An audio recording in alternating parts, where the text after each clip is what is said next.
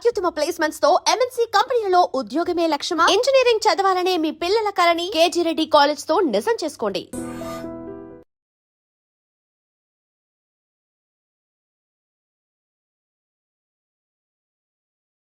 So దేశం దశ దిశ మార్చాలి అనే ఆలోచన రాహుల్ గాంధీకి ఉంది. బట్ రేవంత్ రెడ్డికి రాష్ట్రం దశ దిశ మార్చాలనే ఆలోచన లేదా?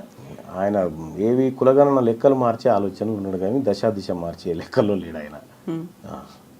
ఒకవేళ దేశవ్యాప్తంగా కాంగ్రెస్ పార్టీ వస్తే లాభమే కదా వీళ్ళకి కూడా. కాంగ్రెస్ పార్టీకి, రాష్ట్ర కాంగ్రెస్కి, రేవంత్ రెడ్డికి, ప్రభుత్వానికి. నేను ఒకటి చెప్తాను మేడం, నరేంద్ర మోడీ ప్రభుత్వం బోటాబోటి మెజార్టీతో మనకు గెలవడం జరిగింది. తెలుగుదేశం పార్టీ ఆ తర్వాత అటు ఏది ఈయన ఉన్నాడు కదా బీహార్ ముఖ్యమంత్రి నితీష్ కుమార్, ఈ రెండు పార్టీలు లేకపోతే ప్రభుత్వమే లేదు. తెలంగాణ రాష్ట్రంలో ఊహించని విధంగా 8 ఎంపీ సీట్లను బీజేపీ గెలుచుకోగలిగింది. అందులో ఈ 8 అప్పటికే కాంగ్రెస్ పార్టీ ప్రభుత్వం ఇక్కడ ఎస్టాబ్లిష్ అయింది. ఆ తర్వాత ఎంపీ ఎలక్షన్స్ వచ్చినాయి. ఈ ఎంపీ ఎలక్షన్లో ఈ 8 సీట్లను గనక కాంగ్రెస్ పార్టీ కట్టడి చేయగలిగితే, ఇక్కడ రేవంత్ రెడ్డి గారు కట్టడి చేయగలిగితే ఇవాళ ప్రధానమంత్రిగా అక్కడ ఉండే పరిస్థితి లేకుండే నరేంద్ర మోడీ గారు. ఇవాళ మీరు సిట్టింగ్ ఎంపీగా ఉన్నటువంటి మల్కాజ్గిరి నియోజకవర్గం కాంగ్రెస్ ఓడిపోయింది. మీ సొంత నియోజకవర్గంగా ఉన్నటువంటి మహబూబ్ నగర్ పార్లమెంట్ను కాంగ్రెస్ ఓడిపోయి బీజేపీ గెలిచింది. మీరు ఇన్ఛార్జిగా ఉన్నటువంటి చేవెళ్ళ పార్లమెంట్ నియోజకవర్గంలో బీజేపీ గెలిచింది. అంటే ఇట్లా మీరు ముఖ్యమంత్రిగా ఉండి మీ స్థానాలని గెలిపించలేక భారతీయ జనతా పార్టీకి 8 సీట్లు ఇవ్వడం వల్ల ఇలా ఆయన ప్రధానమంత్రిగా ఉన్నాడు. మీరు కరెక్ట్గా పనిచేస్తే రాహుల్ గాంధీ గారే వచ్చేటోడు కదా. ఎజెండా ఉందా రేవంత్ రెడ్డికి పర్సనల్గా? ఉండొచ్చు, లేకుండా ఎట్లా ఉంటారు. ఇదే ఇవాళ ఇంకా అదే కాదు, కరీంనగర్ గ్రాడ్యుయేట్ ఎమ్మెల్సీ ఎన్నికలు జరుగుతూ ఉంటే రేవంత్ రెడ్డి గారు ఎవరైనా పోతే మన అభ్యర్థి అనుకుంటే, మా అభ్యర్థి మంచోడయా, చాలా ప్రజలకు సేవ చేస్తాడు, ఇతని వల్ల మంచి జరుగుతుంది, పట్టభద్రులకు మంచి జరుగుతుంది, మీ కష్ట సుఖాల్లో అండగా ఉంటాడు, నన్ను నమ్మండి, ఇతను కోటేయండి అని చెప్పాలి. కానీ నువ్వు కరీంనగర్లో మీటింగ్ పెట్టి ఈయన గెలిచినా ఓడిపోయినా పెద్ద సంబంధం లేదని చెప్పి అక్కడ భారతీయ జనతా పార్టీ అభ్యర్థి గెలుపుకు పరోక్షంగా సహకారం చేసినట్టే కదా. సీఎం కదా, ఇంటెలిజెన్స్ రిపోర్ట్స్ అవి ఉంటాయేమో, అక్కడ బీజేపీ క్యాండిడేట్ కి మెజారిటీ వస్తుంది. అటువంటప్పుడు పోవడం దేనికి, పోయి మాట చెప్పడం దేనికి? ఇప్పుడు మీ అభ్యర్థి, మీరు పెట్టుకున్న అభ్యర్థి కన్నీళ్లు పెట్టుకొని నన్ను వీళ్ళందరూ కలిసి మోసం చేసినారని చెప్పే పరిస్థితి ఎందుకు వచ్చింది?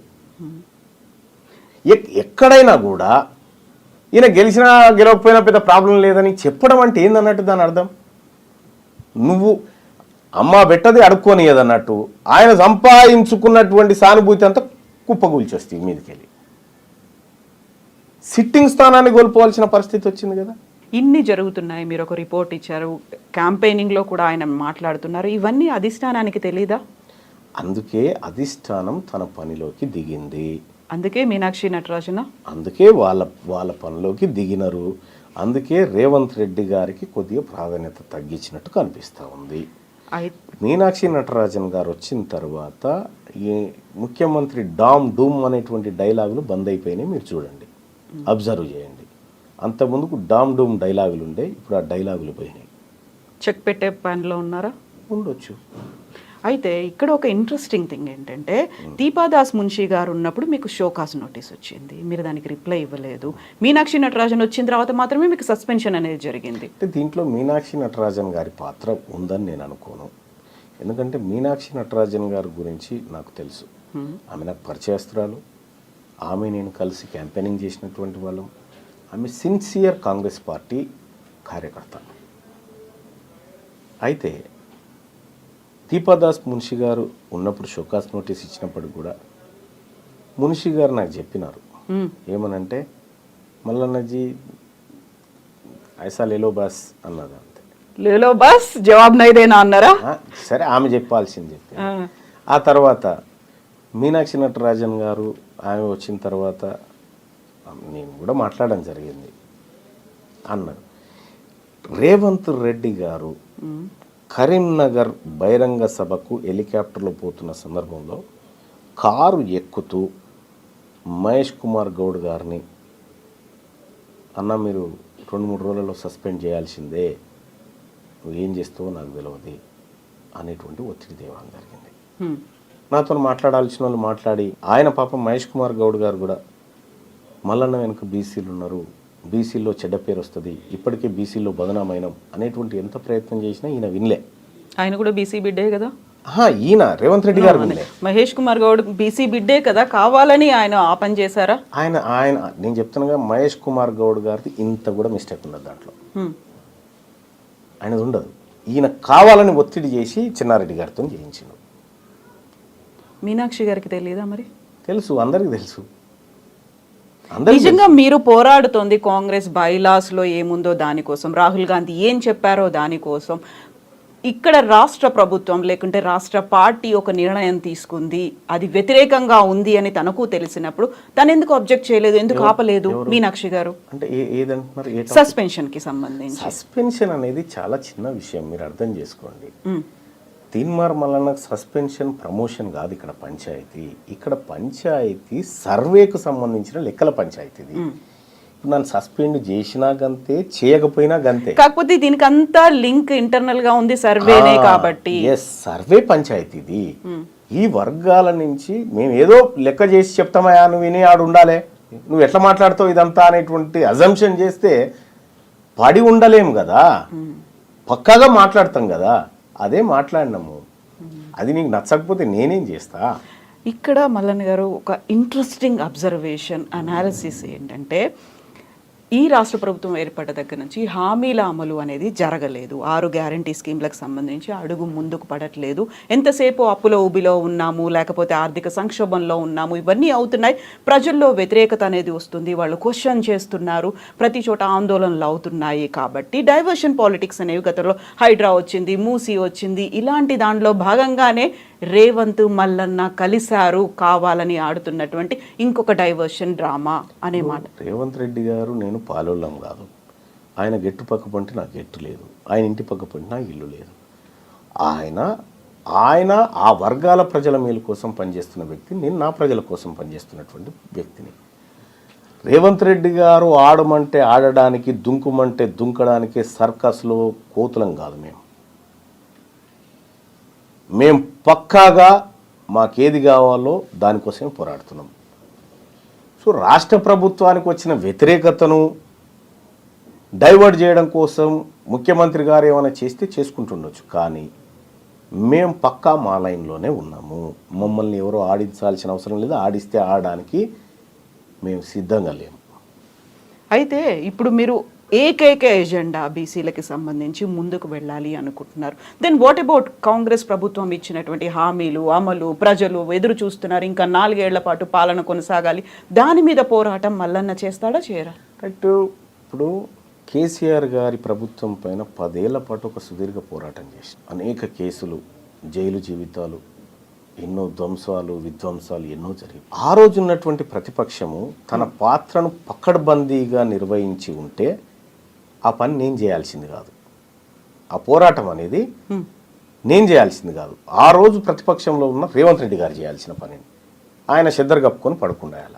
మేము జైళ్ళు, కొట్లాటలు, దాడులు ఇవన్నీ మేము ఎదుర్కొన్నాం. మీరు చేయాల్సిన బాధ్యత, మీరు బాధ్యత నుంచి తప్పుకున్నప్పుడు ఆ పాత్రలో ఉన్న నేను. ఇవాళ మీరు అమలు చేస్తానన్నటువంటి 6 గ్యారంటీలు ఏవైతే ఉన్నాయో దాని మీద ఏమైనా జరిగిందంటే ఆ ప్రతిపక్షం ఫెయిల్ అయినప్పుడు నేను అడ్డు దిగుతా. ప్రతిపక్షం బీఆర్ఎస్ పార్టీ ఏదైతే ఉందో వాళ్ళు అడగడంలో ఫెయిల్ అయిపోతే, వాళ్ళు నిలదీయడంలో ఫెయిల్ అయిపోతే నేను ఆ పాత్రలోకి వస్తా. ఎంత టైం పడుతుంది? ఇప్పటికి ఆల్రెడీ 1.5 year అయ్యింది. ఇంకొకటి ఏంటంటే, ఉన్నటువంటి ఆర్థిక పరిస్థితిని చూసి కూడా కొంత మాట్లాడాలి. సరే, రేవంత్ రెడ్డి గారు డామ్ డూమ్ అని చాలా డైలాగులు చెప్పొచ్చు, చేస్తామని. ఆఖరికి మొన్న ఇండియా టుడే కాంక్లేవ్లో కూడా చెప్పేసిండు, నేను డబ్బులు ఉన్నాయి అనుకున్నా లేవు, 6 గ్యారంటీలు కష్టం అనేటువంటి మాట ఆయన చెప్పిండు. తులం బంగారం ఇచ్చే పరిస్థితులు లేవని పొంగులేటి శ్రీనివాస్ గారు చెప్పిండు. ఇట్లా వీళ్ళన్నీ చెప్తా ఉన్నారు. అంటే కొంచెం అంటే చేతులు పూర్తిగా పైకెత్తకుండా కొంచెం ఎత్తుకుంటూ వస్తూ ఉన్నారు. పూర్తిగా ఎత్తినాడు మాట్లాడతారు. సో మీరు అన్నారు అప్పుడు పోరాటాలు చేసినప్పుడు విపరీతమైనటువంటి దాడులు జరిగాయి, కేసులు, అరెస్టులు. ఈసారి ఇప్పుడు మీరు 1.5 year అయినప్పటికీ చూసి చూడనట్టుగా వదిలేస్తున్నారు. కాబట్టి మీకు కీలకమైనటువంటి అంశం కాన్సెన్సస్ మేడం. మాకు ఈ 42% రిజర్వేషన్ ఆ పని చేస్తామంటున్నారు కదా. మేము దానికోసమే వర్క్ చేస్తాం. ఇప్పుడు మేము ఈ స్థాయిలో పోరాటం చేస్తున్నాం కాబట్టి ఈ కదలిక ఉంది. ఈ అంశాన్ని వదిలిపెట్టి, కీలకమైన అంశాన్ని వదిలిపెట్టి ఇప్పుడు వీటి గురించి పడ్డామనుకోండి, అసలైన అంశం మరుగున పడుతుంది. బట్ రెండింటిని బ్యాలెన్స్ చేయాల్సినటువంటి అవసరం ఉంది. ఇప్పుడు 42% అంటున్నారు, ఇక్కడ 100% ప్రజల కోసం కూడా పోరాడాలి కదా మీరు. అది దానికి ఒక పక్షం ఉంది. ఇప్పుడు అంటే ప్రతిపక్షం అనేది, ప్రజాస్వామ్య దేశంలో ప్రతిపక్షం అనేది చాలా ఇంపార్టెంట్. వాళ్ళు వాళ్ళ పాత్రను నిర్వర్తించడంలో ఫెయిల్ అయినప్పుడు ప్రజలే ప్రతిపక్షంగా మారుతారు. సో చాలా కంట్రీస్లో అదే జరిగింది. ఇక్కడ కూడా బీఆర్ఎస్ పార్టీ ఈ ప్రభుత్వాన్ని నిలదీయడంలో కానీ ప్రశ్నించడంలో కానీ ఫెయిల్ అయినప్పుడు ఆ పాత్రలోకి వెళ్తాము. ఇప్పుడు కొంత ఏదో వర్క్ చేస్తున్నారు, వాళ్ళు వర్క్ చేస్తున్నారు. అంతో ఇంతో కొంతైనా 100% కాదా? 100% అని నేనేం అనుకోవట్లేదు, కానీ వాళ్ళకు ఉండాల్సినటువంటి లొసుగులు వాళ్ళకున్నాయి, చేయడంలో ప్రయత్నం చేస్తూ ఉన్నారు. సో చేయని కానీ మా వర్గాల గురించి మాట్లాడడానికి వీళ్ళు రెడీగా లేరు కదా. మేము ఉన్నాం కాబట్టి మేము ఈ కార్యక్రమం చేస్తూ ఉన్నాం. 42%కి సంబంధించి ఇప్పుడు చట్టబద్ధత కల్పించాలి అనే ఉద్దేశంతోనే అసెంబ్లీ సెషన్స్ అనేవి జరుగుతున్నాయి. మొన్న 3 days పాటు జరిగాయి, ప్రత్యేక అసెంబ్లీ సమావేశాలు జరిగాయి. దీంతో పాటుగా ఖచ్చితంగా స్థానిక సంస్థల్లో మేము రిజర్వేషన్ కల్పిస్తాము అనే మాట చెప్తున్నారు. సో అది కాదని మీరు అనుకుంటున్నారా? అంటే ఒకటి, మనము చదువుకున్నటువంటి వ్యక్తులుగా ఎంతవరకు ఏది పోగలుగుతుంది అనేది చూడాలి. ఇప్పుడు ఈడబ్ల్యూఎస్ రిజర్వేషన్ అక్రమంగా తీసుకుంటున్నారనేటువంటిది ప్రపంచం అంతా తెలుసు. కోర్టులో కేసు కూడా ఉంది, కానీ ఆ కేసు విచారణకు రాదు.